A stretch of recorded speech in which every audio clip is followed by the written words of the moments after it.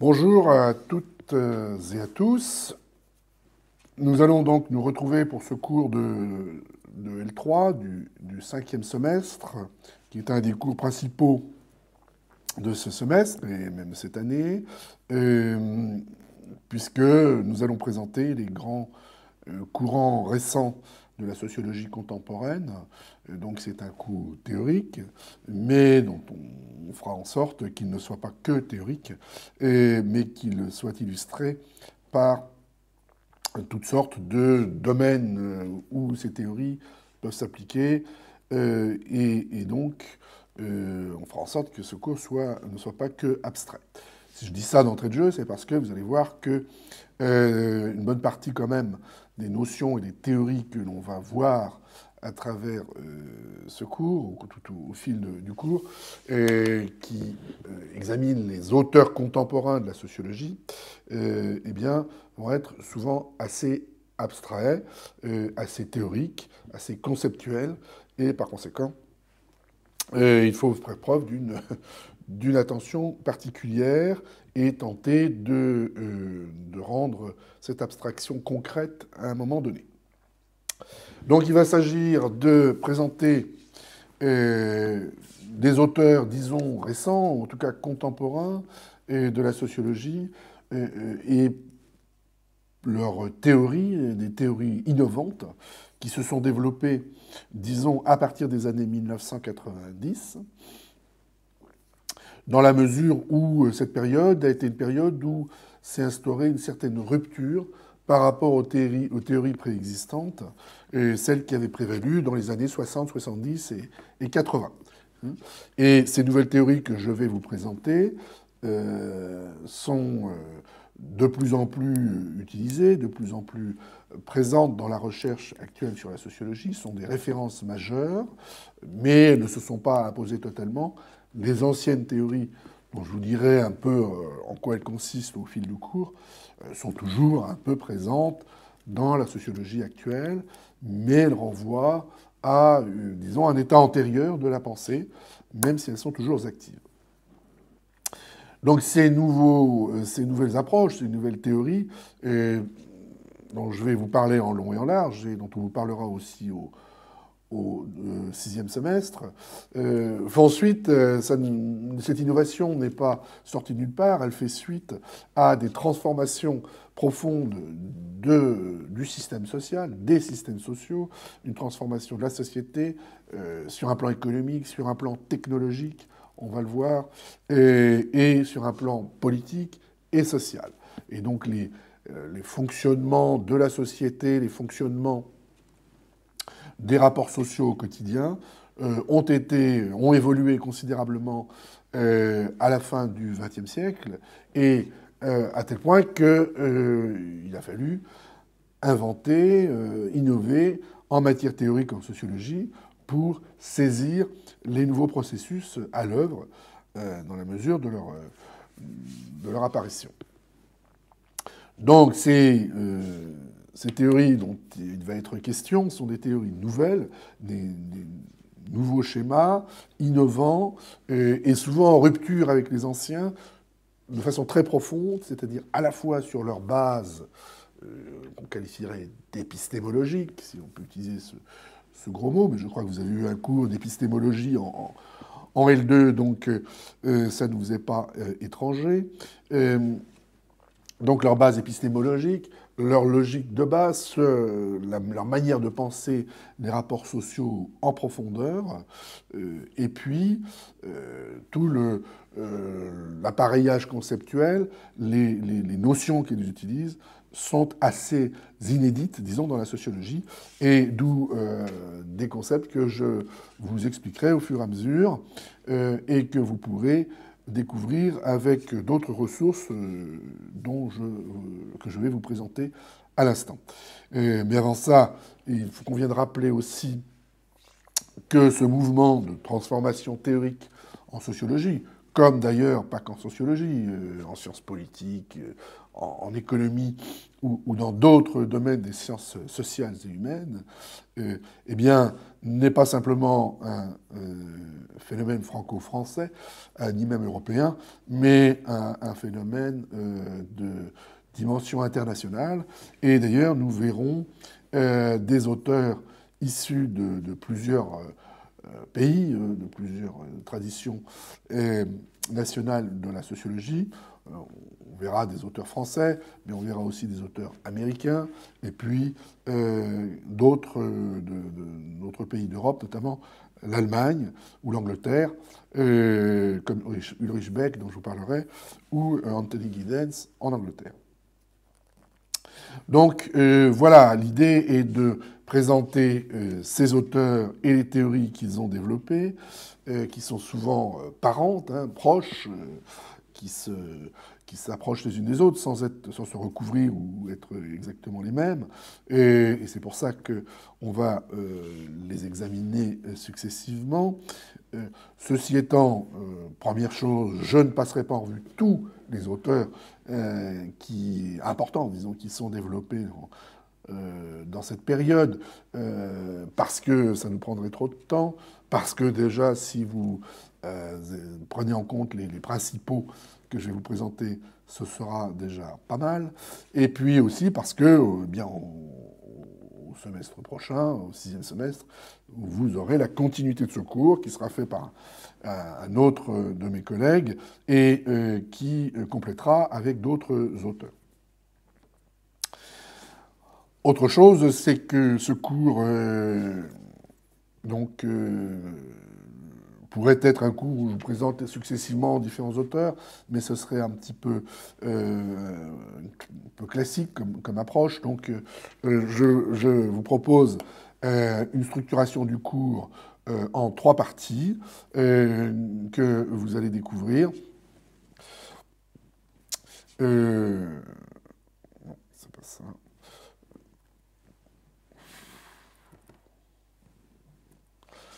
Ces 3 parties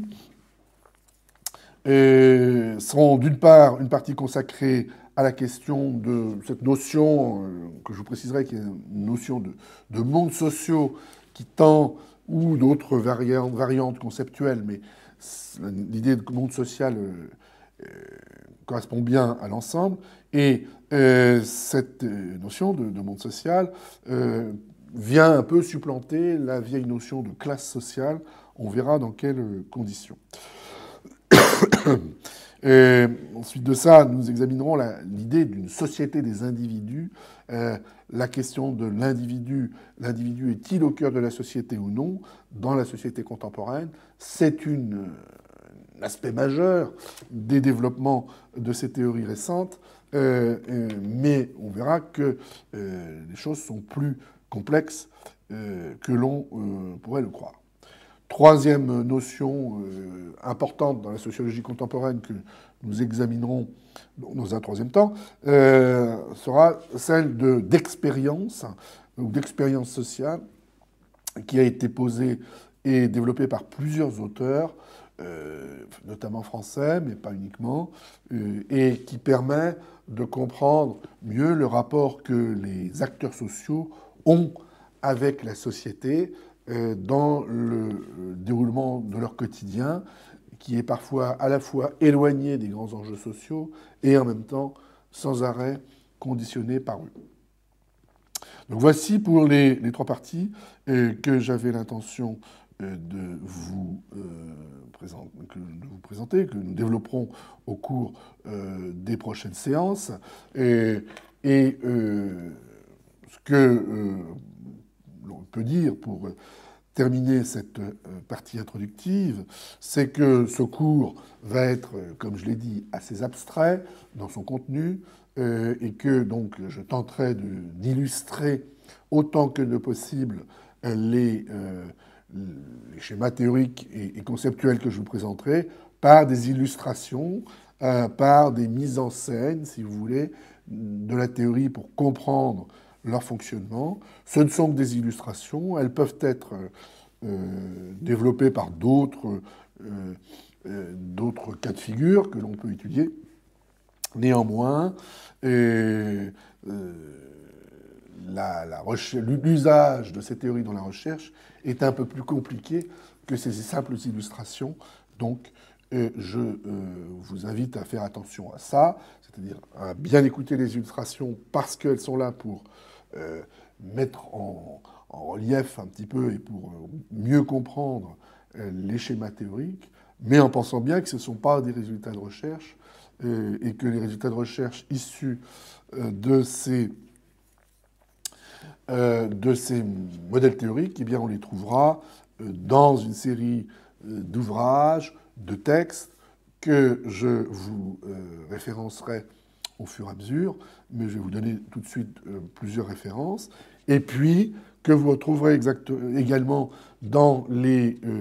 travaux dirigés, c'est-à-dire dans ces séances d'exercice qui vous sont demandées de faire, qui consistent principalement à lire une série de textes, dont vous verrez qu'ils sont assez conséquents et parfois un peu difficiles, mais c'est le principe de la troisième année, c'est l'aboutissement de la licence, et ça suppose un niveau de réflexion, de difficulté en sociologie et d'abstraction important. Et donc, vous allez retrouver ces textes sur le site avec les exercices correspondants, et normalement, ils devraient pouvoir apporter un complément au cours assez précis, puisque les textes que je vous demande d'étudier sont des textes que j'évoque en cours et que vous pouvez donc voir le contenu exact des écrits des auteurs en question pour mieux non pas forcément pour mieux les comprendre, parce que c'est parfois compliqué, c'est le cours qui permet de mieux les comprendre, mais pour en saisir toutes les dimensions. Alors, pour terminer donc l'introduction, et pour compléter également ce cours, parce qu'il est difficile et parce qu'il nécessite des compléments pour bien saisir tous les schémas théoriques que j'évoquerai et leurs enjeux, je vous renvoie à deux ouvrages qu'il me semble indispensable de lire assez complètement pour compléter ce cours, qui sont des ouvrages qui sont un peu des manuels, pas très volumineux. Ce sont des 128, comme on les appelle, des petits ouvrages de 128 pages qui sont publiés par Armand Collin, mais qui passent en revue, ce sont des manuels en quelque sorte, qui passent en revue, d'une part, les nouvelles théories sociologiques, avec cet ouvrage de Philippe Corcus qui s'appelle Les nouvelles sociologies, et d'autre part, les questions liées à la place de l'individu dans la société, comme je l'ai dit, qui occupera plusieurs séances de cours. Et donc, cet ouvrage de François de Singly et Danielo Martuccelli, « Les sociologies de l'individu », est un ouvrage qui permet de bien saisir les enjeux en complément de ce que je pourrais vous dire en cours. Bien, avant d'entrer dans le premier chapitre de ce cours qui concerne donc les mondes sociaux, je vais vous présenter quelques éléments qui permettent de comprendre pourquoi, à cette époque précise, qui est celle de la fin du XXe siècle, donc des années 80-90, les schémas théoriques de la sociologie ont considérablement évolué au point que de nouvelles théories aient émergé. Donc si les schémas théoriques ont changé et de nouveau se sont développés, c'est parce que la société elle-même a changé, ou plus exactement le système social, les systèmes sociaux, notamment dans les sociétés occidentales, en Europe et en Amérique du Nord,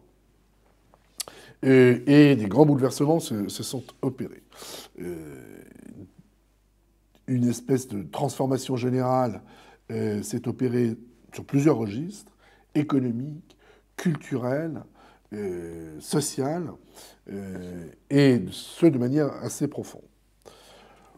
Les économistes diraient qu'on est passé d'une société industrielle à une société post-industrielle. Ce qui signifie que bien de moins en moins de gens travaillent dans l'industrie, que l'industrie, c'est-à-dire la production matérielle de biens par des modes industriels, a considérablement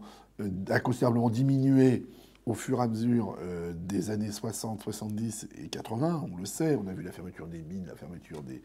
des grandes exploitations sidérurgiques et d'autres grandes industries qui n'ont pas été remplacées par d'autres industries équivalentes, mais par une activité dite de service, c'est-à-dire des banques, des assurances, de la publicité, des médias, mais aussi de l'éducation, de la santé et de différents domaines qui sont les domaines dans lesquels l'économie actuelle de l'Europe, de l'Ouest et des États-Unis excelle actuellement. Ceci change considérablement, pas seulement le fonctionnement économique, mais tout le fonctionnement social, puisque l'on assiste à une augmentation de l'exigence de qualification nécessaire pour ces activités de service. Ça implique des changements technologiques très importants, notamment évidemment autour de l'informatique et de ses conséquences, c'est-à-dire la robotique et tous les systèmes d'information qui structurent l'ensemble de l'activité, que ce soit dans l'activité de production ou l'activité de consommation de nos sociétés actuelles. Alors, ce ne sont pas seulement des transformations économiques qui s'opèrent, mais toutes sortes de transformations à caractère socioculturel qu'on va examiner au fur et à mesure de ce cours pour mieux les comprendre. Les normes, par exemple, de la vie culturelle au quotidien évoluent considérablement. On assiste à une transformation de la famille, dont je vous parlerai ultérieurement. La famille qui est de moins en moins sur un mode classique, traditionnel, où les rapports familiaux s'appuient sur la tradition et sur les normes traditionnelles, et de plus en plus sur un mode contractuel de l'adhésion et du contrat qui est sans cesse renégocié entre les membres d'une famille, y compris d'ailleurs avec les enfants, et parfois les enfants jeunes. On a également accès à une masse d'informations, que ce soit par les médias classiques ou par Internet. Ça, c'est après les années 90. Et ce qui pose toutes sortes de problèmes, de problèmes, en tout cas d'enjeux, puisque ces informations-là sont reçues à tous les niveaux de la société, et la manière de les traiter, la manière de les recevoir, implique des fonctionnements sociaux assez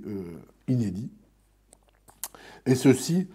sur un fond de mondialisation, c'est-à-dire que cette information circule à un niveau mondial, et par conséquent, cela a des impacts assez importants sur les changements des références culturelles, des normes, des façons de voir la vie, des façons de considérer les rapports sociaux, et les choses évoluent de la sorte. Mais au-delà de ces questions culturelles et, disons, normatives, il y a également des enjeux qui ont à voir avec les rapports sociaux autour du travail, au cours de l'économie, autour de la production, qui font que les rapports qu'on avait connus et qui s'étaient structurés depuis le XIXe siècle autour des rapports, disons, de classe sociale, se sont considérablement effilochés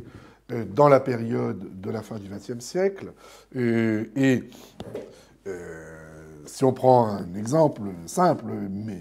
c'est plus qu'un exemple, puisque c'est la classe sociale la plus importante numériquement dans la société, la classe ouvrière, qui représentait plus de la moitié de la population jusque dans les années 80, cette classe ouvrière disparaît en tant que classe. Non pas qu'il n'y ait plus d'ouvriers, non pas qu'il n'y ait plus de gens qui soient des salariés mal payés ou en bas de l'échelle des salaires et en bas de l'échelle de l'économie. Il y en a toujours, ils sont pratiquement aussi nombreux qu'avant, mais il cesse d'appartenir à un seul modèle de la classe ouvrière qui s'était constituée, comme je viens de le dire, comme classe depuis le XIXe siècle, autour notamment du modèle industriel, c'est-à-dire de l'ouvrier industriel, du mineur, de l'ouvrier de la sidérurgie, de l'ouvrier de l'automobile et des grandes industries de ce type-là, chimiques, etc., et avec tout ce que ça implique, par exemple comme syndicalisation, comme conscience de classe, comme référence à des conditions de travail améliorées, de rapport avec un grand patronat qui était bien identifié au niveau national, par exemple, alors qu'aujourd'hui, il s'est totalement internationalisé. On ne sait plus très bien qui sont ceux qui possèdent les entreprises, hein, qui sont les actionnaires. Ils sont quelque part dans le monde, totalement fragmentés. Autrefois, ils étaient très présents. C'était les grandes familles bourgeoises françaises. Pour ce qui est de la France, hein, donc anglaise, allemande, américaine, etc. Par conséquent, les rapports de classe entre la classe ouvrière et la classe des possédants, des bourgeois, c'est plus ou moins brouillé, au sens où on la distingue de moins en moins. Les ouvriers de la nouvelle génération ne s'identifient pas vraiment, de moins en moins, à un modèle ouvrier. Et en plus, ont des activités qui sont de moins en moins collectives dans une usine, par exemple, et de plus en plus éclatées, comme celle des chauffeurs-livreurs, par exemple, pour prendre cet exemple tout à fait prééminent hein, dans la classe ouvrière actuelle. Et donc, ou des employés qui sont aussi plus ou moins dans des bureaux et moins dans des usines et dans des ateliers. Ce qui a pour conséquence que les solidarités de classe ont tendance à disparaître, et on en veut pour preuve assez concrète, patente et visible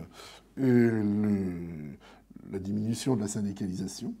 qui est devenue extrêmement faible, notamment en France d'ailleurs, mais aussi, par exemple, la diminution du succès politique d'un parti comme le Parti communiste, qui était un parti qui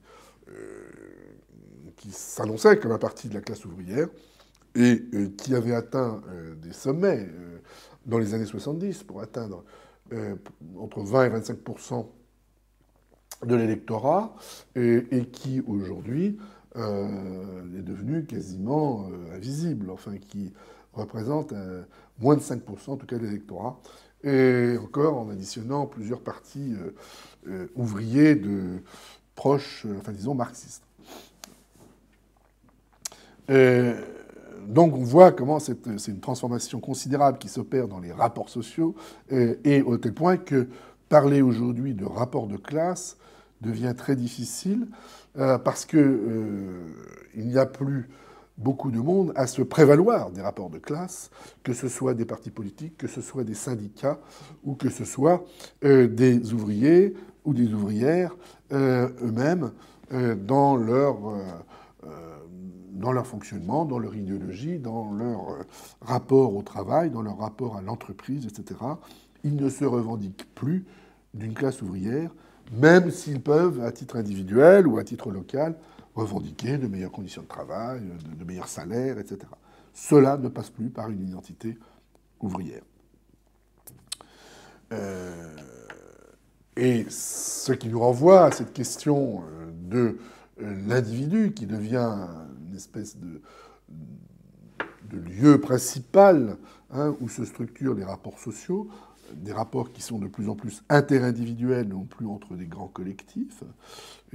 Et les individus ne font plus collectif parce qu'ils ont des parcours et des modes de se penser eux-mêmes à un niveau individuel et non plus à un niveau collectif.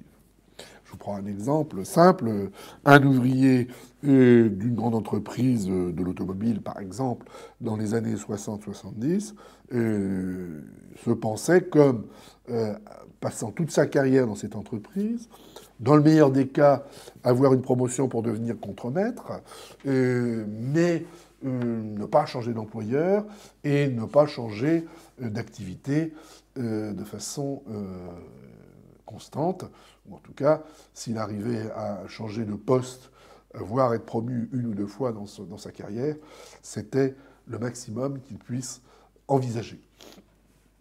Aujourd'hui, il en va tout à fait autrement. Les carrières des salariés, quel que soit leur niveau dans la hiérarchie, mais y compris donc pour les employés et les ouvriers qui sont en bas de la hiérarchie des salaires et du travail, eh bien, ceux-là même ont des carrières objectives, c'est-à-dire on voit qu'ils changent quand on observe de métier, d'entreprise, et peuvent connaître une promotion, mais elle ne se fait pas au sein de l'entreprise, elle se fait par différents déplacements latéraux. Certains changent même de secteur d'activité, etc. Bien. Et c'est un modèle dominant, c'est-à-dire que c'est la grande majorité des salariés qui ont comme ça des carrières extrêmement mobiles et à multiples facettes, et ça devient la norme. Et à tel point que les acteurs sociaux, et notamment les jeunes, se projettent de plus en plus comme ça et seraient assez angoissés de penser qu'ils pourraient faire une carrière entière dans une seule entreprise, à faire toute leur vie à peu près la même chose, ou en tout cas que 2 ou 3 changements au cours de leur vie. Changer de métier, changer d'activité, changer d'entreprise, évoluer dans sa carrière devient une norme et une anticipation naturelle pour tout un chacun. Et en particulier pour les plus jeunes qui ne se projettent pas du tout dans une carrière unique. Ce qui pose toutes sortes de problèmes sociaux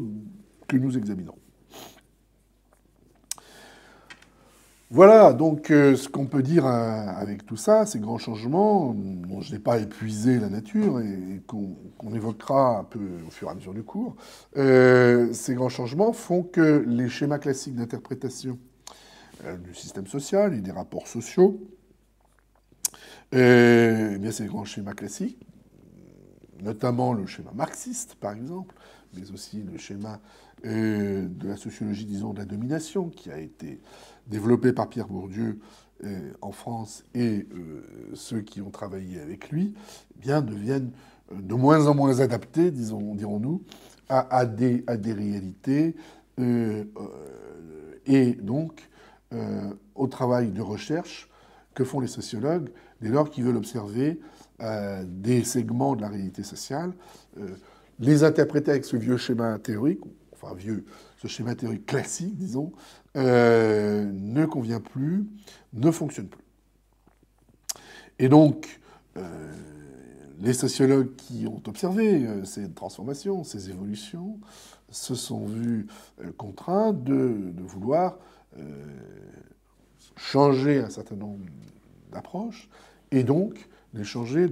tout en profondeur, et les notions de classe, et la notion de domination, la notion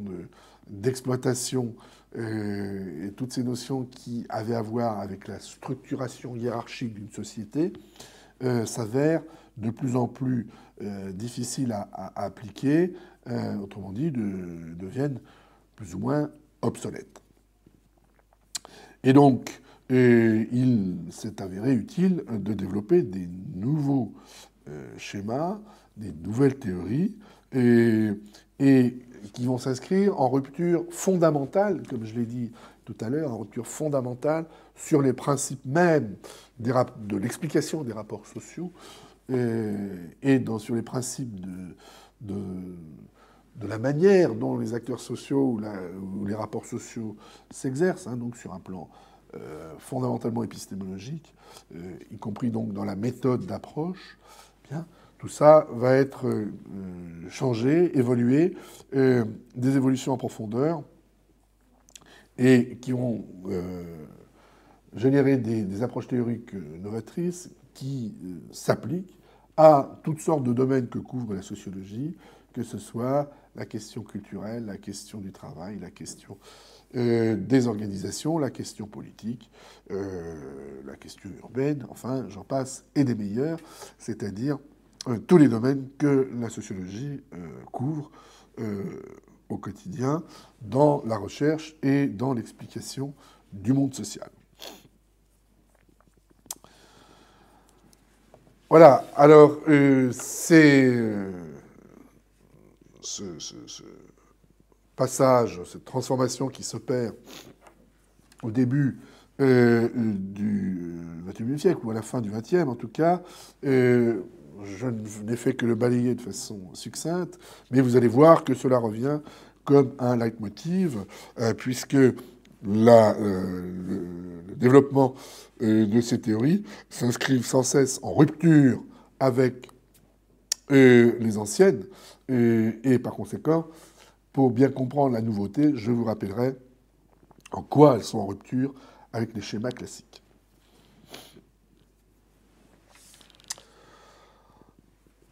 Alors, le premier chapitre que j'ouvre concerne ce que je vais appeler les mondes sociaux. En réalité, vous allez voir que je vous présenterai d'une part un schéma théorique, ou en tout cas un schéma conceptuel, qui évoque précisément la notion de monde social, qui le crée et qui lui donne naissance, et dans un premier temps, et notamment autour de Howard Becker, de ce sociologue américain, mais je parlerai aussi dans un deuxième temps d'une autre approche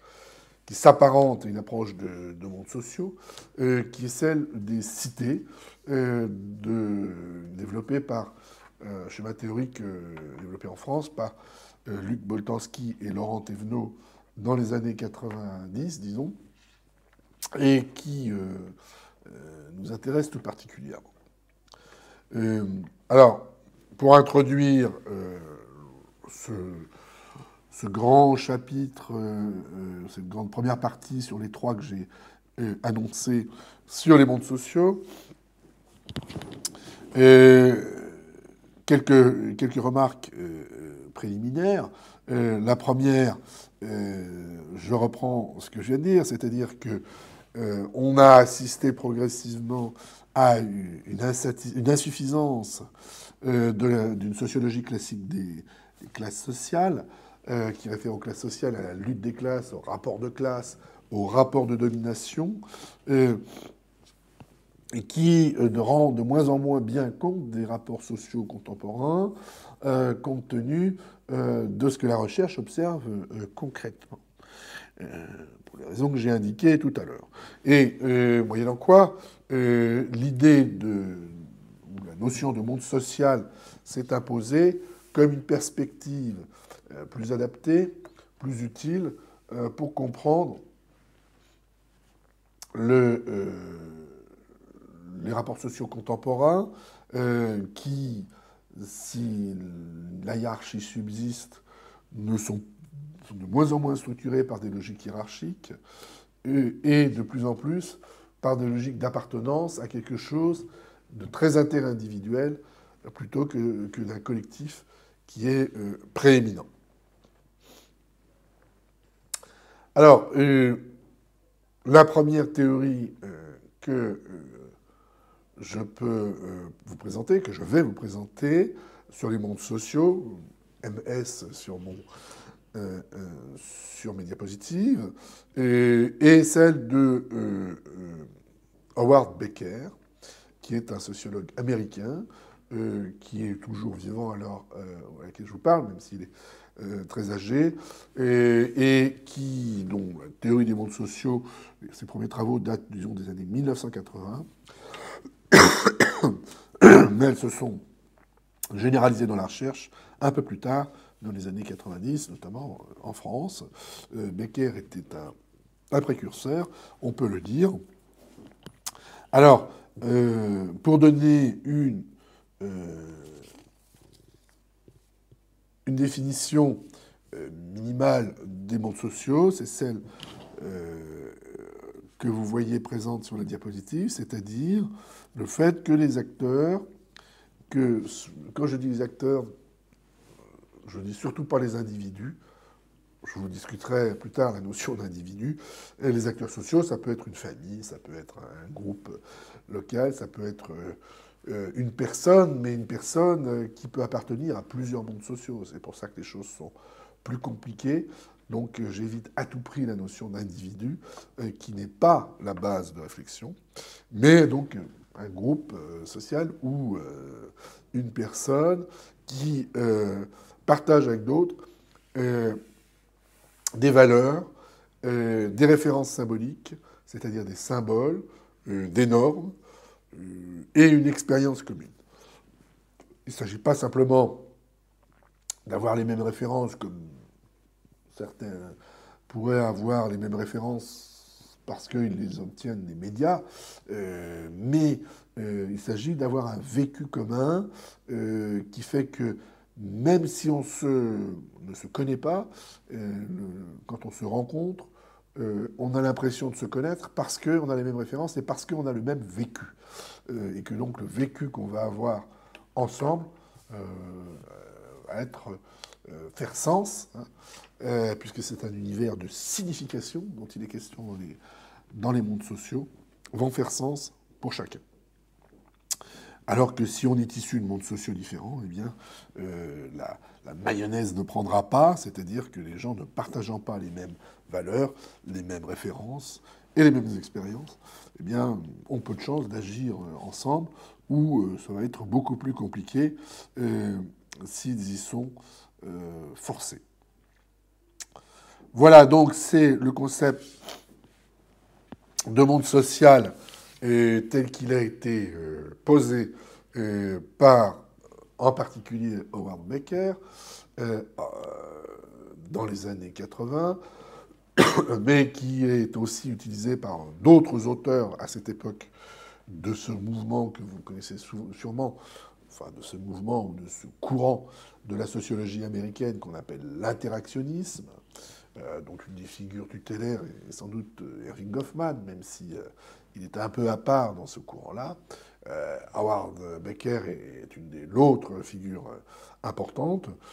Un troisième qui a beaucoup utilisé la notion de monde social également dans le milieu de la santé, qu'il étudiait, est celui d'Anselm Strauss, à ne pas confondre avec Claude Lévi-Strauss, cela n'a strictement rien à voir. Donc Anselm Strauss, et donc qui ont développé, donné du contenu à ce concept de monde social, mais comme dans la tradition de l'interactionnisme, on essaye d'être le moins abstrait et le moins conceptuel possible, mais de construire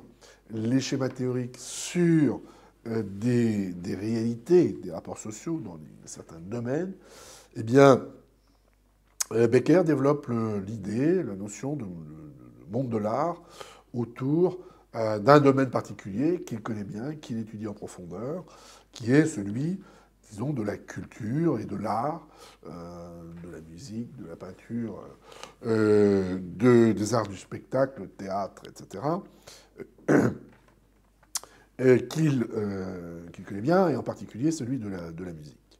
Donc, vous étudierez un texte qui est le premier chapitre de cet ouvrage, qui s'appelle Les mondes de l'art, tout simplement, de Becker, et vous verrez comment il construit cette idée de monde social et ses tenants et ses aboutissants, disons, avec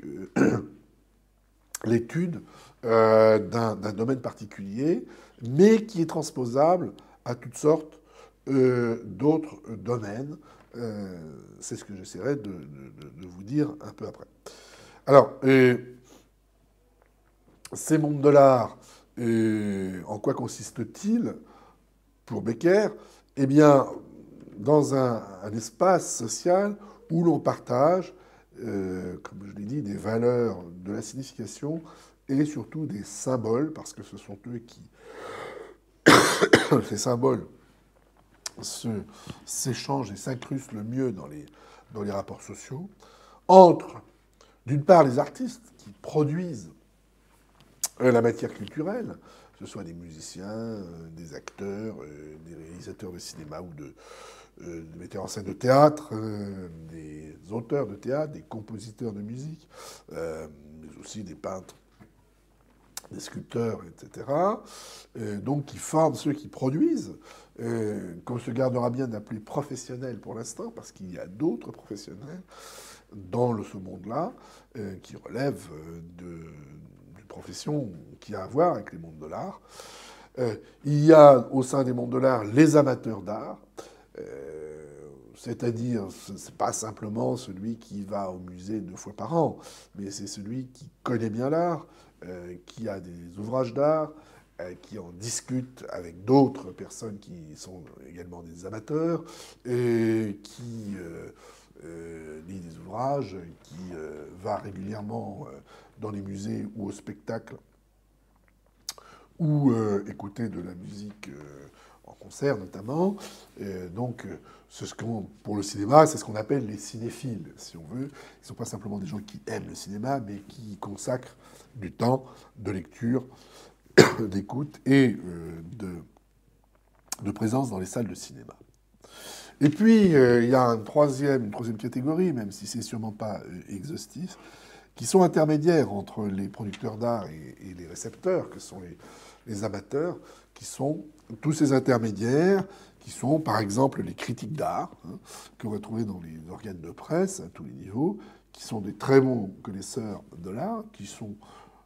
pas, sauf exception, des praticiens d'art eux-mêmes, ne sont pas des artistes, mais ils ont suivi des études d'histoire de l'art ou d'études artistiques qui leur permettent de parler de façon très légitime de la production artistique et qui, à n'en pas douter, font partie des mondes de l'art. Mais aussi, on pense, les commerçants, que ce soit le vendeur de disques pour la musique, que ce soit le vendeur enfin le galériste, comme on l'appelle pour les arts plastiques, qui vendent ou qui présentent des œuvres d'art plastique, ou, quel que soit le domaine, les distributeurs, disons, de cinéma, ou ceux qui travaillent dans les théâtres, tout cela sont aussi des membres, enfin font partie en tout cas des mondes de l'art. Ils sont fortement investis, ils partagent les valeurs, les symboles, les références communes autour de l'art dont il est question. Donc vous voyez, c'est un univers où on partage un certain nombre de valeurs, où on peut avoir des positions assez différentes entre le grand acteur ou le grand chef d'orchestre ou le chanteur de rock, disons, à très forte renommée et très comme ça, qui gagne très bien sa vie, aussi bien que le technicien, le roadie, comme on dit en matière de rock'n'roll, ou le petit galériste qui présente des œuvres dans une petite ville de province. Quelle que soit leur position hiérarchique, quelle que soit leur activité, ou bien ils participent de ces mondes de l'art et ils contribuent à alimenter, parce que c'est ça l'idée, les références, les symboles, les valeurs, les ordres de signification au sein de ces mondes de l'art.